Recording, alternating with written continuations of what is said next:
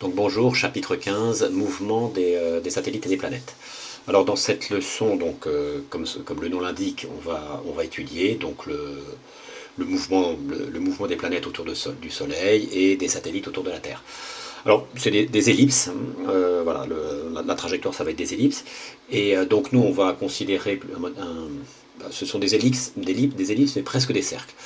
Donc on va considérer que ce sont des cercles et on va utiliser la deuxième loi de Newton pour étudier ces mouvements. Donc en fait c'est la suite, hein, ça reste toujours dans la suite de ce cours sur la mécanique avec cette fameuse loi de Newton.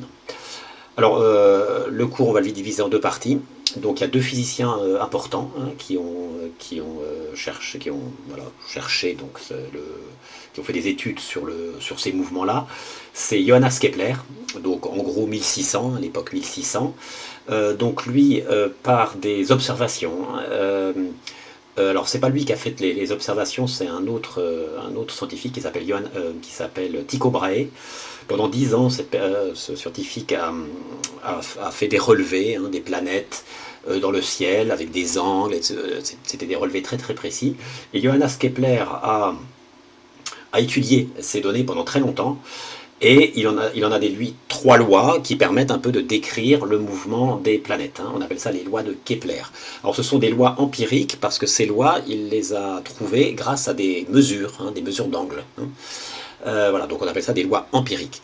Et en gros, un siècle après, alors ça c'est la première partie, hein, la première partie de la leçon, et la deuxième partie de la leçon, donc un siècle après, hein, l'un des plus grands physiciens de tous les temps, peut-être le plus grand, Isaac Newton, autour de 1700, il a démontré, avec la fameuse loi, la deuxième loi de Newton, hein, avec cette loi-là, il a démontré les trois lois de Kepler. C'est ce qu'on va voir.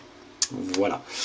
Donc avant de commencer à voir les trois lois de Kepler, je voudrais juste qu'on voit un petit peu les ellipses, ce que c'est la différence entre ellipse et cercle, excentricité d'une ellipse, etc. Alors, donc, bon, donc la première loi de Kepler s'appelle la loi des trajectoires. Donc d'abord, une ellipse, qu'est-ce que c'est? Bon, vous voyez, c'est un espèce d'ovale ou un cercle un petit peu allongé. Et il y a deux points qui sont importants, on appelle ça les foyers. Alors, pourquoi ces deux points sont importants? Alors, pour tracer une ellipse, comment on fait hein? Si vous voulez tracer une ellipse, vous plantez deux clous dans un mur. Et vous prenez une ficelle hein, que vous entourez autour des deux clous, mais la longueur de la ficelle qui fait le tour est plus grande que les deux clous. Hein. Et vous mettez un stylo ici, et ce stylo vous le positionnez de telle sorte que les cordes soient tendues. Hein. Donc on a une corde qui vient de là à là, qui va au stylo, et du stylo à là. Et si on déplace le stylo, comme ça, de telle sorte que la corde, hein, voilà, qui est lâche, hein, mais qui dans ce cas est tendue, si on déplace le stylo, eh bien, on va trouver une ellipse. Voilà pourquoi ces points sont importants. On appelle les foyers d'une ellipse. Alors, foyer F1, foyer F2. Alors, donc quand on a un cercle, vous voyez, une ellipse, eh bien, voilà, c'est un espèce de cercle allongé, donc on peut plus on tire ici de chaque côté, plus on aura une ellipse qui est allongée. Mais on comprend bien que si les foyers F1 et F2 sont proches, avec ce que je viens de dire, eh bien ça va ressembler de plus en plus à un cercle. Hein, si on met une ficelle autour ici, et notre stylo est ici, hein, ça va ressembler de plus en plus à un cercle. Voilà, alors dans le cas des planètes, voilà, on a ce cas-là. Les trajectoires des planètes, c'est pas des ellipses allongées, on dit des ellipses à forte excentricité. Ce sont des ellipses à faible excentricité, ce sont presque des cercles.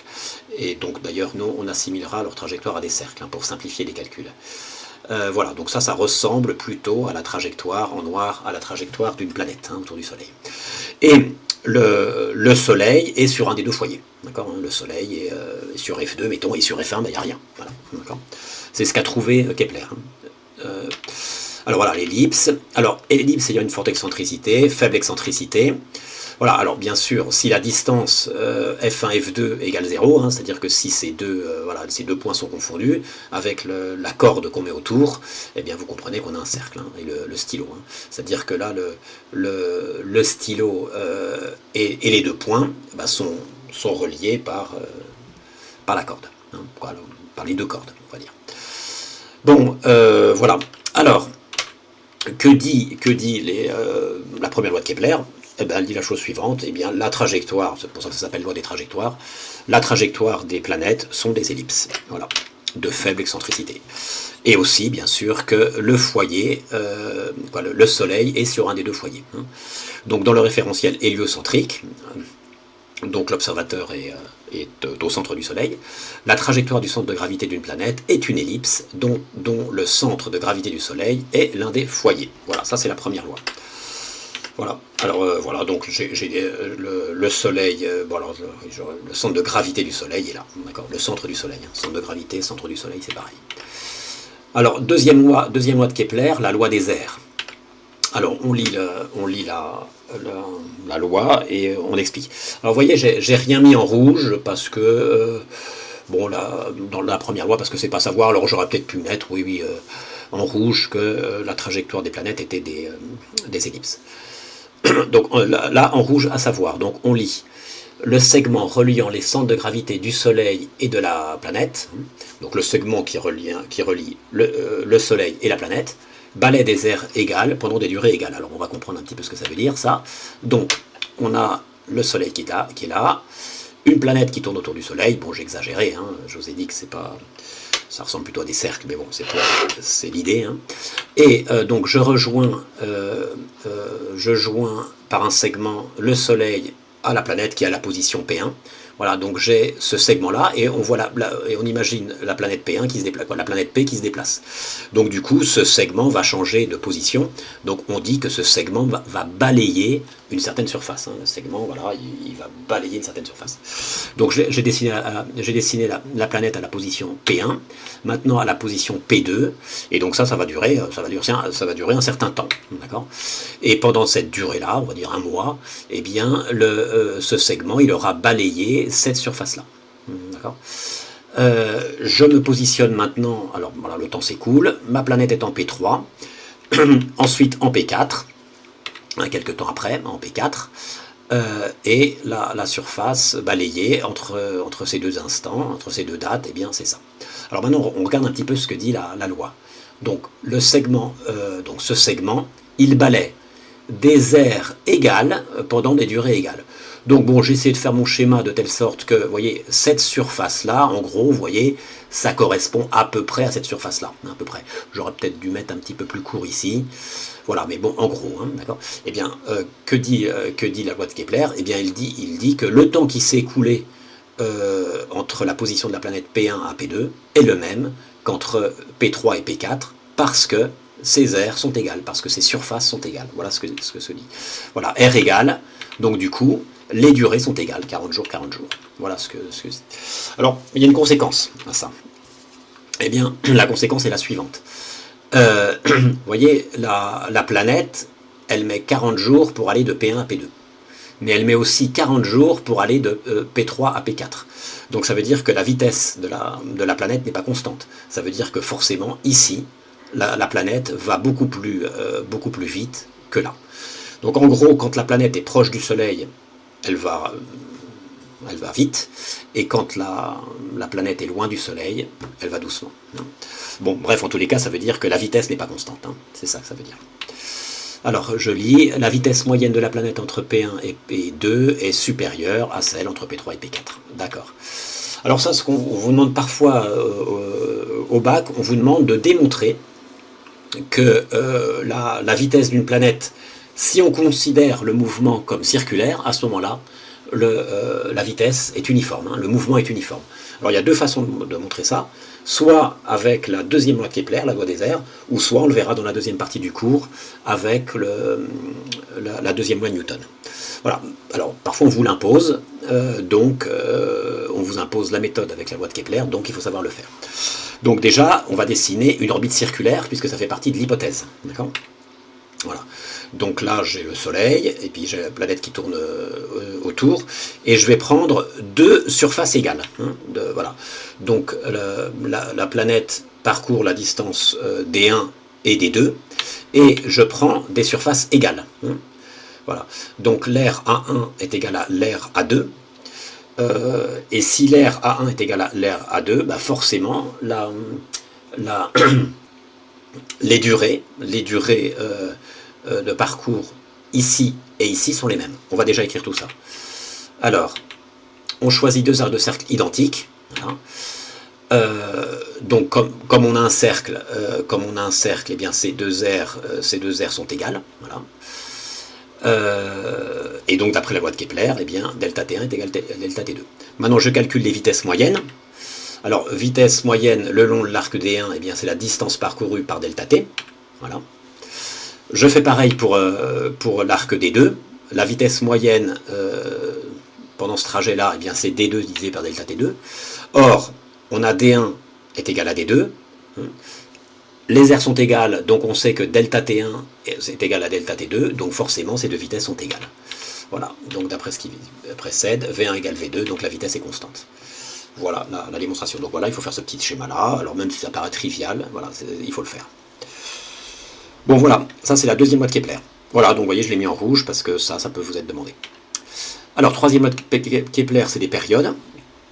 Alors, eh bien, toujours en faisant des observations, par ses mesures, eh bien, il a trouvé, alors c'est une formule un peu étonnante, il a trouvé que pour toutes les planètes du système solaire, si on élève la période de chaque planète au carré et qu'on la divise par le demi-grand axe au cube, je vais expliquer ce que c'est que le demi-grand axe au cube, eh bien on a quelque chose de constant. Si on fait ça pour chaque planète, on trouvera le même nombre, ce rapport-là. Donc on écrit et j'explique ensuite. Alors pour une planète du système solaire, donc t carré sur a cube égale constante, t c'est la période de la planète, a c'est le demi-grand axe. Alors le demi-grand axe, qu'est-ce que c'est? Eh bien c'est ça, vous voyez, on a une ellipse, le demi-grand axe c'est la demi-longueur si vous voulez. Voilà. Et donc ça c'est vrai pour toutes les planètes du système solaire. Voilà. Et cette constante, elle dépend du corps qui attire, c'est-à-dire qu'elle dépend du Soleil, en l'occurrence ici, puisque toutes les planètes tournent autour de lui. Voilà, donc qu'est-ce que ça veut dire? Ça veut dire que si je fais ce rapport-là pour Mercure, eh bien j'aurai le même rapport pour Vénus, le même rapport pour la Terre, pour Jupiter, etc. etc. D'accord? Voilà, eh bien vous allez faire l'exercice 1, donc vous mettez en pause, voilà l'exercice 1, et vous faites l'exercice 1. Alors là, je mets ça ici. Bon, alors je le corrige. Exercice 1. Donc, on vous donne comme donnée... Attendez, alors j'ai écrit l'exercice 1 d'abord.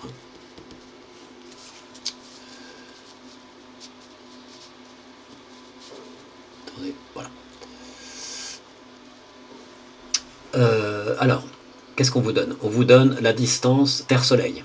On vous donne la distance Mars-Soleil. Très bien. Alors, on vous dit que la trajectoire sont des cercles. Et on vous demande de déterminer la période de révolution de Mars autour du Soleil. Donc la durée d'un tour qu'effectue Mars autour du Soleil. Bon, bah, il faut utiliser la troisième loi de Kepler, la loi des périodes, donc je l'écris. Donc T carré sur R cube égale constante. Voilà.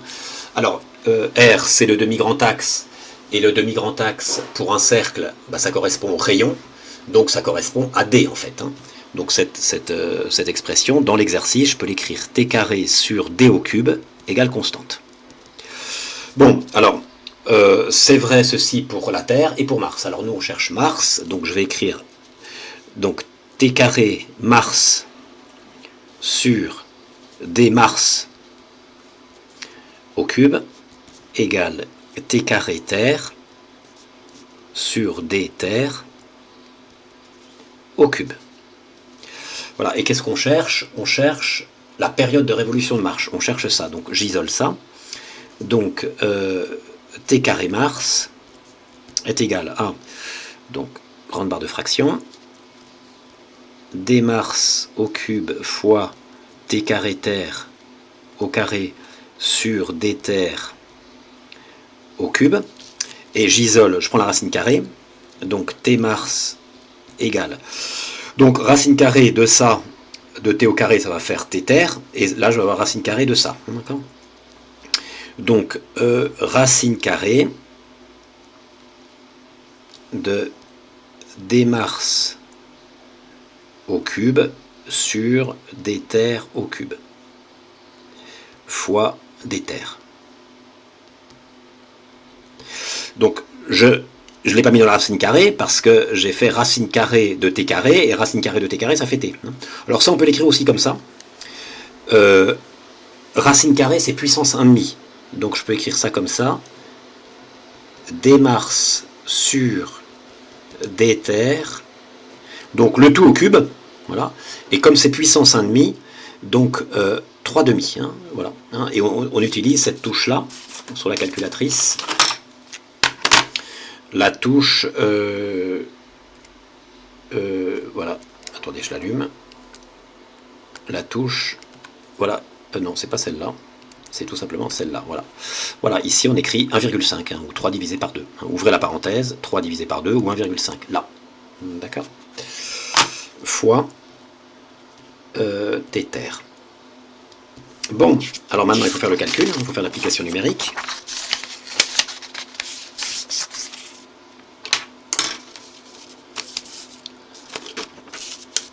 Je mets comme ça. Alors t Mars égale. Alors d Mars, je peux les. Alors c'est 223 10 puissance 6. 223 10 puissance 6 km. Comme j'ai un rapport de distance, je peux laisser les mêmes unités. Kilomètre divisé par kilomètre, ça fait 100 unités. Hein. Donc je laisse comme ça en kilomètres. Et 150 10 puissance 6, voilà, puissance 3,5, fois. Alors on ne vous donne pas la période de révolution de la Terre autour du Soleil, mais ça vous êtes censé le connaître, hein, c'est 365.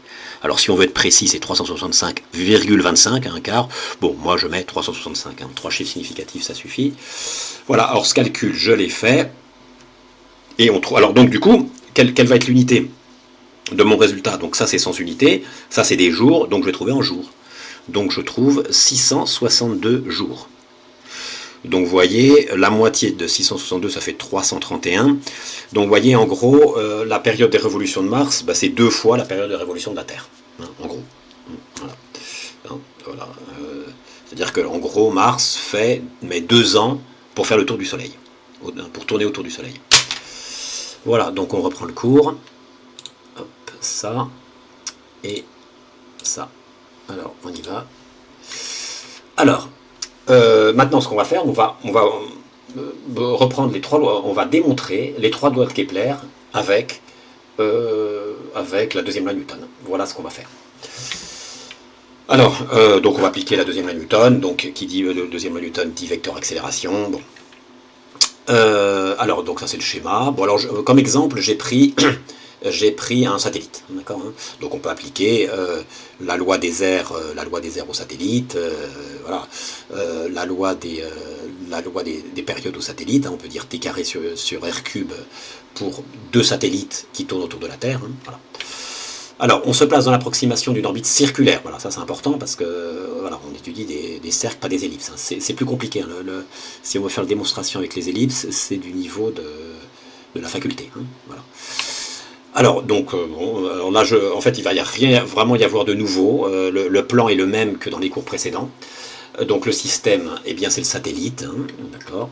Alors, le référentiel, alors cette fois-ci, le référentiel change. Donc, le référentiel, eh bien, on imagine que l'observateur est au centre du Soleil, au centre de la Terre. Effectivement, si l'observateur est au centre de la Terre, eh bien, il va voir le satellite tourner autour de lui. Hein. Voilà. Et l'observateur, lui, ne tourne pas comme la Terre, si vous voulez, hein. Il est immobile, hein. C'est-à-dire qu'il regarde 3 étoiles fixes et il est immobile par rapport à elle.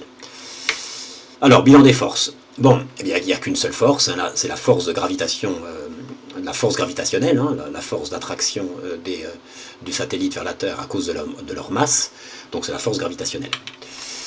Alors, oui, alors je crois que j'ai dû faire un petit rappel sur la force gravitationnelle parce qu'on ne l'a pas revue cette année. Alors, la force gravitationnelle, eh bien, on la dessine d'abord. Hein, donc, c'est la force exercée par la Terre sur le Soleil. Hein, ça s'écrit comme ça, force exercée par la Terre sur le Soleil. Voilà, et ça note comme ça. On applique la deuxième loi Newton. Donc, MA égale somme des forces extérieures. MA égale F de T sur S. Voilà. Alors je fais un rappel sur la force de T sur S. D'abord sur sa valeur. Bien, sa valeur, hein, vous le savez depuis la seconde, hein, c'est ça. Hein. Donc G c'est la constante de gravitation universelle, produit des masses qui s'attirent, divisé par la distance qui sépare leur centre au carré. Alors moi je vais avoir, donc ça c'est les valeurs, ok, alors les unités bien sûr, il ne faut pas se tromper, la masse en kilogrammes, quoi, les masses en kilogrammes et la distance en mètres. Alors, mais moi, j'ai besoin d'une relation vectorielle, donc on va écrire la relation vectorielle. Alors, pour écrire la relation vectorielle, je vais utiliser la base de Freinet qui est pratique, la base avec alors UN, UT, alors on les note un peu comme on veut, ces vecteurs, petit n, petit t, ou UN, ou t, ou grand N, grand T, bon, un peu comme on veut. Donc, je vous rappelle, le vecteur UT ou T, il est tangent à la trajectoire dans le sens du mouvement, il est collinaire au vecteur vitesse. Le vecteur petit n ou UN, il est dirigé vers le centre du cercle. Bon, bah, ça tombe très bien pour donner l'expression vectorielle de cette force. Eh bien, l'expression vectorielle de cette force, bah, c'est tout simplement cette valeur-là, on va trouver un nombre, fois le vecteur unitaire qui nous permet de donner la direction et le sens. Donc c'est ceci avec une flèche, fois ça, fois petit n. Voilà, donc ça à savoir par cœur. Donc maintenant je reprends la deuxième loi de Newton. Voilà. Donc, ah oui, alors, donc, comme on a un mouvement circulaire, eh bien je peux écrire l'accélération avec cette expression-là. Et donc maintenant je reprends. Je reprends la deuxième loi de Newton. Alors, l'accélération, alors on met l'accélération du point G, du centre du satellite. Bon, c'est pas indispensable. Donc A, le vecteur A, je vais le remplacer par ça, et le vecteur F, je vais le remplacer par ça. Donc ça va faire un gros paquet. Voilà, ça fait un gros paquet. Voilà, alors maintenant, eh bien, je vais faire ce qu'on appelle une identification. Vous voyez, ici, j'ai une expression avec deux vecteurs, ce vecteur-là, et puis ce vecteur-là, m fois tout ça, vecteur n, vecteur t. Et là, j'ai une expression avec un seul vecteur, le vecteur n. Donc, ce que je peux dire, c'est que l'expression avec ce vecteur n ici est égale, c'est écrit, à l'expression avec ce vecteur n là. Et l'expression de ce vecteur t ici est égale à l'expression qu'il nous faudra un vecteur t. Alors, je peux l'écrire, l'expression avec le vecteur t. Eh bien, c'est plus 0 fois le vecteur t, puisque j'ai rien. Donc, je pourrais dire que tout ça est égal à 0 fois le vecteur t. C'est-à-dire que dv sur dt égale 0. D'accord ? n dv sur dt égale 0. Alors, mais avant, je vais peut-être faire une simplification. Vous voyez, j'ai un m ici, là, m fois tout ça, et j'ai un m ici. Donc ça, je vais les enlever d'abord. Bon, voilà, comme ça, je suis tranquille, voilà. Et donc, du coup, maintenant, je fais mon identification. Donc, ceci est forcément égal à ça. Et dv sur dt, comme je vous l'ai expliqué, c'est forcément égal à 0. Voilà. Donc ça, ça sera par cœur. Ça, il faut vraiment le savoir par cœur. Bon, eh bien, ce qu'on va pouvoir dire, eh bien, comme on a dv sur dt égale 0, la dérivée est nulle, ça veut dire que la fonction est constante. Et la fonction, là, c'est la vitesse. Donc la vitesse est constante, donc le mouvement est uniforme. Voilà, c'est comme ça, c'est la deuxième façon de démontrer qu'on a un mouvement uniforme, donc cette fois-ci par la deuxième loi de Newton. Et je vous dis, on peut le faire aussi avec la deuxième loi de Kepler, la loi des airs. Voilà, donc ça, vous retenez en rouge. Alors le mouvement est uniforme, d'accord, très bien. Voilà, en rouge. Alors maintenant, ce qu'on veut savoir, c'est la valeur de la vitesse. On a notre satellite qui tourne. Voilà, et donc il lui faut une certaine vitesse. Si il n'a pas cette vitesse, il ne peut pas tourner autour de la Terre, il va s'écraser sur la Terre, s'il ne va pas assez vite. Bien, quelle est cette vitesse? Quelle est cette vitesse qui est nécessaire pour qu'il ne s'écrase pas? Eh bien, on va pouvoir le calculer. Donc on sait que la vitesse est uniforme, donc le vecteur v est ici. Eh bien, donc vous voyez, j'ai l'expression de la vitesse, je vais pouvoir la trouver ici. G, c'est une constante, la masse de la Terre, c'est une constante. Ce rayon, eh bien, on le fixe, on se dit, le satellite, mettons, il a à 10 000 km d'altitude, ou plutôt, la distance entre le satellite et le centre de la Terre, on va dire 10 000 km, voilà, et il suffit de mettre, et on aura la vitesse qu'il faut pour que le satellite puisse tourner à cette vitesse, autour de la Terre avec un mouvement circulaire uniforme. Et s'il n'a pas cette vitesse-là, s'il a une vitesse plus petite, eh bien il s'écrasera. D'accord ? Et s'il a une vitesse plus grande, à ce moment-là, ça sera une ellipse, ça sera différent. D'accord ? Alors donc on y va. Voilà, donc on isole V. voilà, donc je raye ici le R, je raye le carré, hein, donc ça va faire V carré égale GMT sur R, voilà, et donc je prends la racine carrée, donc racine de GMT sur R. Alors je fais un petit schéma, alors vous voyez, j'ai le satellite qui est ici, j'ai le rayon de la Terre qui est là, j'ai H, c'est l'altitude qui est tout ça, alors faites attention, R, c'est la distance qui sépare le centre de la Terre au centre du satellite, hein. Donc R c'est tout ça. Donc, autrement dit, R c'est RT plus H, hein, que j'écris là. D'accord, il faut faire attention à ça. Il ne faut pas oublier le rayon de la Terre. Voilà, et H c'est l'altitude. Donc voilà, donc tout ça à savoir par cœur. Bon, pas à savoir par cœur, à savoir démontrer. Hein. Alors maintenant, une fois que j'ai ça, voilà, donc j'ai un satellite hein, qui est, bon, mettons, il est à 10 000 km d'altitude, et bien je veux savoir la durée d'un tour, hein, sa période. Bon, ben pour ça, je vais utiliser la... Donc ça, on peut le faire, hein, on peut le trouver avec la troisième loi de Kepler, mais aussi on peut le faire avec Newton. Alors voilà comment on fait avec la deuxième loi de Newton. Donc déjà, on va exprimer la vitesse d'une façon logique, la vitesse autrement. Hein, la vitesse est constante, donc on peut dire que la vitesse, c'est égal à quoi? C'est égal à la circonférence de ce cercle divisé par la durée de cette circonférence. Et la durée de cette circonférence, c'est la période. Donc on peut dire que la vitesse, donc c'est le périmètre divisé par la période. Et le périmètre, c'est 2πr. D'accord? Donc je vais commencer par écrire ça. Voilà, donc V, c'est 2πr sur t. Donc ça, il faut le retenir. Hein. Voilà. Et comme j'ai trouvé la vitesse avant, hein, j'ai trouvé son expression avant, eh bien je vais la mettre, cette expression. Hein. Voilà, donc là je cherche la période, hein, donc j'isole t. Je mets l'expression de la vitesse que j'ai trouvée juste avant, j'avais trouvé ça. Et donc, on ne laisse pas les deux barres de fraction, donc le R, on va le monter. Hein. Donc, il faut d'abord élever au carré hein, pour enlever la racine carrée. Hein. Donc ici, je vais avoir t au carré divisé par 4 pi carré sur ça. Hein. Il n'y aura plus la racine carrée. Hein. Je crois que c'est ça que j'ai mis. Ah oui, non, j'ai mis directement. Bon. Hein, ah non, oui, d'accord. J'ai mis, d'accord, j'ai enlevé la barre de fraction. Donc j'ai mis fois racine de R, d'accord, ok. Voilà. Donc ça fait ça monte en haut. Voilà, j'étais un peu rapide, parce que ça fait R fois racine de R. Et donc du coup, le R qui est devant, on le met dans la racine carrée. Donc ça fait racine de R carré fois R, ça fait R cube. Bon, j'étais un peu rapide, bon, prenez votre temps et puis vous allez trouver ça. Voilà, donc, et ben voilà, j'ai la période, d'accord. Alors, petite remarque, on va retrouver la troisième loi de Kepler, hein, alors je crois que ça c'est fini, voilà. On va retrouver la troisième loi de Kepler. Alors, vous vous souvenez, la troisième loi de Kepler, c'est T carré sur R cube égale constante. Donc je vais mettre ça sous cette forme-là. Donc j'élève au carré, donc ça fait T carré, ça fait 4 pi carré, fois ça, hein, il n'y a plus la racine carrée. Donc, voilà, donc j'élève au carré, voilà, fois ça. Et maintenant, donc, puisque je veux R carré, hein, moi c'est pas A carré, c'est un R, puisque c'est un cercle, hein, le demi-grand axe, ça correspond au rayon dans le cas d'un cercle, donc ça fait T carré sur R cube égale 4 pi carré sur GMT. Voilà. Et vous voyez bien que 4 pi carré sur GMT, c'est une constante. Hein. Voilà, 4 c'est un nombre, pi c'est un nombre, G c'est la constante de gravitation universelle, c'est un nombre, et la masse de la Terre, ben, c'est un nombre.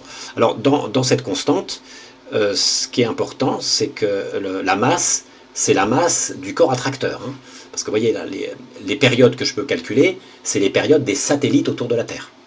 Si on vous demande de calculer la période, par exemple, de révolution d'une planète, eh bien ça sera t carré sur r cube, 4 pi carré, divisé par g fois la masse du Soleil, dans ce cas-là, parce que c'est le Soleil, le corps attracteur. D'accord? Bon, ben voilà. Eh bien, vous mettez en pause et vous faites l'exercice 2. Alors, exercice 2, c'est ça. Et je mets ça. Ça, j'enlève. Bon, ça, j'enlève. Bon. Moi, j'enlève. Alors, exercice 2. Alors, je corrige l'exercice 2. Alors, on vous donne des données, hein, G, le rayon de la Terre, la masse de la Terre. On vous donne l'épaisseur de l'atmosphère, hein, 350 km, vous voyez, c'est pas très épais, hein, l'atmosphère. En choisissant la bonne formule du cours, déterminer la vitesse d'un satellite tournant autour de la Terre au plus proche de celle-ci. D'accord ? Alors, Donc il nous faut la vitesse du satellite, il nous faut V. Alors on regarde, hop, le cours, on remonte ici, on remonte là, ici, voilà. Eh bien, c'est celle-là, d'accord, hein. Donc V égale racine de GMT sur R, d'accord. Donc je l'écris, donc je reviens ici, non c'est pas ça, je reviens là, et je mets ça. Alors V, alors c'est pas savoir par cœur, hein, bien sûr, hein. GMT divisé par R. Et R, qu'est-ce que c'est? C'est la distance entre le centre de la Terre et le centre du satellite. Donc du coup, petit r, je peux le décomposer en rayon de la Terre plus altitude. Voilà, donc en gros, il faut faire l'application numérique de tout ça. Donc, je vais peut-être faire ici. Je pense qu'on a tout. Alors, j'ai 667 10-11. Rayon de la Terre, masse de la Terre, 5,97 10 puissance 24. RT, 6400. Alors, donc attention, ça c'est en mètres. Hein. Donc 6400 plus. Alors, ah oui, parce que bon, en fait, oui, là j'ai été un peu vite en besogne, parce que j'ai même. Voilà. Donc, la vitesse de quoi? Alors, on veut la vitesse d'un satellite, mais ce satellite, il doit tourner au plus près de la surface de la Terre. Donc il va de soi qu'au plus près de la surface de la Terre, ça ne peut pas être moins de 350 km, parce qu'il sera dans l'atmosphère, et s'il est dans l'atmosphère, il va être freiné par les molécules de l'air, et il va finir par tomber. Hein, sa vitesse va diminuer, et il va finir par tomber. Donc il faut qu'il soit vraiment dans l'espace, hors atmosphère, donc au-dessus de l'atmosphère, donc bref, le minimum c'est 350 km. Donc je laisse en kilomètres ici, 350, voilà. Mais attention, ne pas oublier parce que c'est des kilomètres, il faut mettre en mètres, donc ne pas oublier le 10 puissance 3, sinon c'est faux. D'accord? Donc du coup, ça fait 6750. Hein. Voilà, donc c'est racine de ça fois ça divisé par ça. D'accord? Donc ça, je l'ai fait. Donc c'est exercice 2, je regarde, exercice 1, exercice 3, exercice 2. Exercice 2, donc on trouve, alors une vitesse très élevée, hein, on trouve 7680 mètres par seconde. Hein. Vous voyez, c'est une vitesse très élevée en une seconde, donc à peu près 8 km par seconde. Hein. Voilà, ça vous pouvez le retenir. Pour qu'un satellite puisse tourner autour de la Terre, il faut que la fusée le lance à cette vitesse-là. Donc ce qui est difficile pour une fusée, c'est pas tellement d'aller à 350 km d'altitude, ça c'est pas très difficile. Ce qui est difficile, c'est de lancer le satellite à cette vitesse-là, 8 km par seconde, vous voyez, c'est énorme. Voilà, c'est ça qui est difficile. Voilà, ça c'est la vitesse à 350, juste hors atmosphère. Bon, alors ensuite on reprend le cours, donc ça et ça, ok, ça c'est fait. Voilà, ça, cours 2. Alors maintenant, c'est la dernière partie, je vais parler un peu des satellites géostationnaires. Alors avec il faut savoir ce que c'est un satellite géostationnaire, mais avec le nom on peut comprendre, géoterre, stationnaire, on va dire immobile. Donc c'est un satellite immobile par rapport à la Terre. Ce sont des satellites qui sont utilisés pour prévoir la météo, hein, pour prévoir le temps. Donc quand vous voyez les photos satellites à la télévision pour la météo, vous voyez par exemple tout l'Europe, on va dire, pour faire simple, hein, le Maghreb et l'Europe du Sud. Donc ça c'est pris par un satellite. En fait, ce satellite il est toujours au-dessus de l'Europe, toujours. Hein, toujours au-dessus, on va dire un peu en dessous en fait. Hein, au niveau de l'équateur, mais il peut, comme il est très haut, on fait un zoom sur l'Europe. Voilà, il est toujours là. Alors voilà, donc on va voir un petit peu comment on fait tout ça. Alors, donc là j'ai dessiné l'axe de rotation de la Terre. Hein. Ici, ça c'est le plan équatorial. Hein. Le plan équatorial. Et le satellite géostationnaire, d'abord, il doit être dans ce plan. Parce que s'il tourne, mettons, sur ce plan-là, hein, comme ça, oblique, tantôt il va être dans l'hémisphère nord, tantôt dans l'hémisphère sud, donc je vois pas comment il peut être immobile par rapport à un point de la Terre. C'est pas possible. D'accord ? Donc déjà, il faut qu'il soit dans le plan équatorial. Ça, c'est la première chose, plan équatorial, le satellite.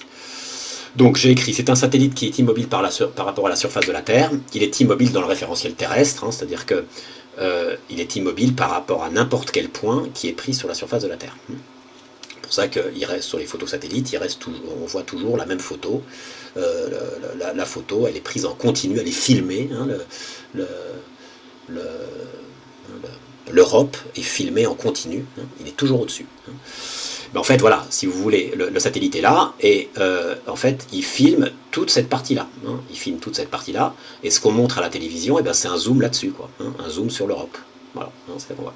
Mais le satellite, il filme tout ça, en continu. Et il est toujours en face de, voilà, ça c'est l'Inde, bon voilà, il est en face de l'Europe. Alors, donc, nous, ce qu'on voudrait savoir, c'est où le positionner, à quelle hauteur. Voilà, il est sur le plan équatorial, mais à quelle hauteur. Donc, on a une information. Donc, s'il est immobile par rapport au référentiel terrestre, eh bien, ça veut dire qu'il tourne exactement comme la surface de la Terre. Vous voyez, on a le satellite qui est comme ça. Voilà, et il tourne comme ça, vous voyez. Voilà. Le satellite est là, la Terre est là, voilà, il tourne comme la Terre. Et donc, la Terre, elle fait un tour en 24 heures. Donc, le satellite, il va faire aussi un tour en 24 heures. Donc, on connaît sa période. La période de révolution, c'est 24 heures. Voilà, ça, c'est la donnée qui est importante. Donc, il est situé dans le plan équatorial de la Terre. Il effectue un tour autour de la Terre en 24 heures, à peu près 24 heures. Voilà. Bon, et bien justement, quelle est l'altitude? Bon, eh bien, on ne va pas refaire toute la démonstration, mais on va prendre la troisième loi de Kepler qu'on a démontrée. T carré sur R cube égale constante. Et la constante, on l'a trouvée, c'est 4 pi carré sur G mt. Donc, on va partir de ça. Voilà, troisième loi de Kepler, avec la formule, la constante étant trouvée par la deuxième loi de Newton. Ce que vous devez retenir, vous, c'est T carré sur R cube égale constante. On n'est pas obligé de savoir l'expression de la constante. Bon, eh bien, donc nous, ce qu'on veut savoir, c'est R. Donc on isole R, voilà. Donc là, on prend racine. Alors, il faut enlever au cube. Pour enlever le cube, eh bien, je prends puissance 1 tiers de chaque côté. Donc à droite, ça va faire puissance 2 tiers. D'accord, voilà. Pardon. Voilà, c'est tout ça. Puissance 1 tiers. J'ai dit 2 parce que voilà, il y avait ça. C'est puissance 1 tiers, effectivement. Donc on remplit, on met toutes les valeurs. Voilà, ça, ici, on va mettre. Alors le 24 heures, il faut le mettre en secondes, bien sûr. Donc il faut faire 24 fois 3600. D'accord. Voilà, ou alors là c'est pas 24, c'est 23 fois 3600, et puis je crois que c'est 56 minutes. 56 minutes fois 60, voilà. Voilà, donc 23 fois 3, c'est 50, voilà. Donc là, on met tout dans secondes, et ce nombre, on le met là. Voilà, et on trouve ça. Bon, alors, voyons voir un petit peu ce que ça fait. Donc, vous voyez, ça fait 42 10 puissance 6, 42 10 puissance 6, c'est des mètres. Donc avec les kilomètres, j'enlève une puissance de 3. Donc ça fait 42 10 puissance 3 kilomètres. Donc ça fait 42 000 kilomètres. Donc vous voyez, il est très haut dans le ciel. Alors pour savoir l'altitude, il faut que je retranche le rayon. Le rayon, c'est 6000. D'accord, vous voyez. Donc ça fait dans les 36 000. Voyez. Donc on écrit tout ça. Voilà, on a 42 000 kilomètres de là à là. Donc pour avoir l'altitude, il faut que je retranche le rayon ici. Voilà, donc je retranche le rayon, voilà, ça. Et donc on trouve ça, c'est-à-dire à peu près 36 000 km. Vous voyez, donc ils sont très très loin. Voilà, alors une petite remarque. Quand le satellite est loin, sa période de révolution est pas si... Vous voyez, ça fait 24 heures, il met 24 heures. Et quand il est prêt, la période de révolution est beaucoup plus courte. Par exemple, la station spatiale internationale, alors je ne connais pas bien son altitude, mais on va dire dans les 400-500 km, elle met en gros 1h30 pour faire le tour de la Terre. 1h30. Donc voilà, plus le corps est proche de... Voilà, plus le corps est proche de l'astre, plus il va vite. Eh bien, exercice 3. Donc vous mettez en pause et vous faites l'exercice 3. Je prends une autre feuille.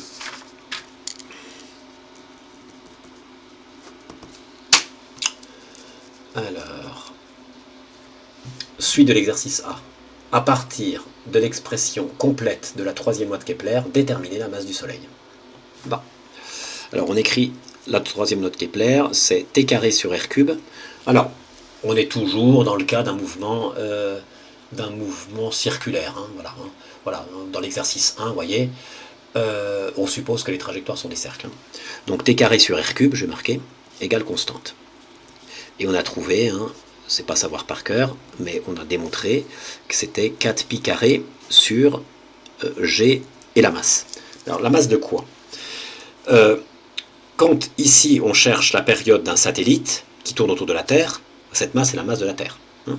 C'est la masse du corps qui attire, hein, autour desquels les corps tournent.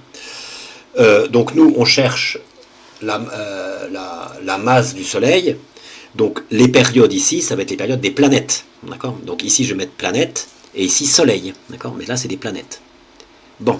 Alors maintenant, moi je cherche ça. D'accord. Donc j'isole ça. Donc ça fait ms égale.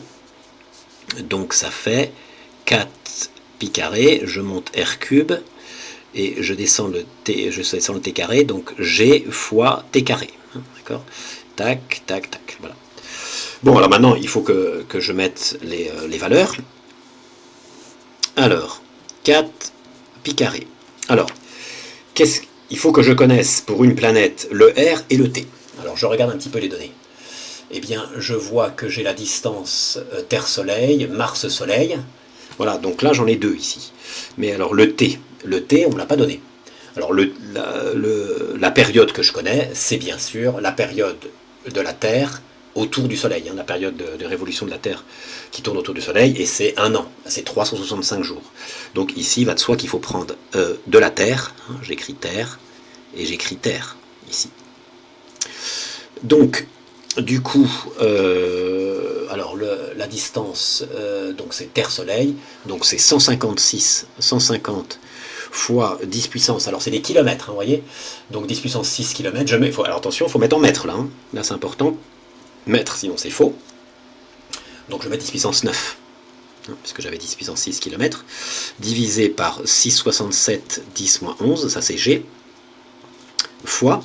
Alors, la période de révolution de la Terre, c'est 365 jours, en jours, hein.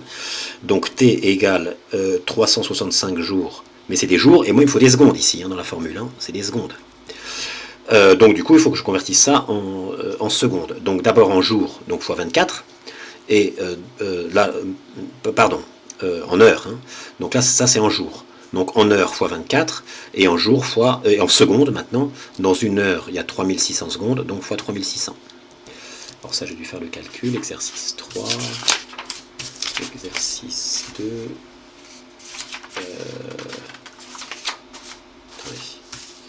voilà, c'est là. Donc, c'est là. 3,15 10 puissance 7 secondes. Voilà. Donc ça, il faut que je le mette là. Donc 3,15 fois 10 puissance 7 fois 10 puissance 7, et c'est au carré. Hein. Voilà. Donc on met tout ça dans la calculatrice, et on trouve 2,01 10 puissance 30, et l'unité c'est des kilogrammes. Voilà. Voilà, mais alors je crois que le cours est fini. Oui, c'est fini. Voilà pour ce cours.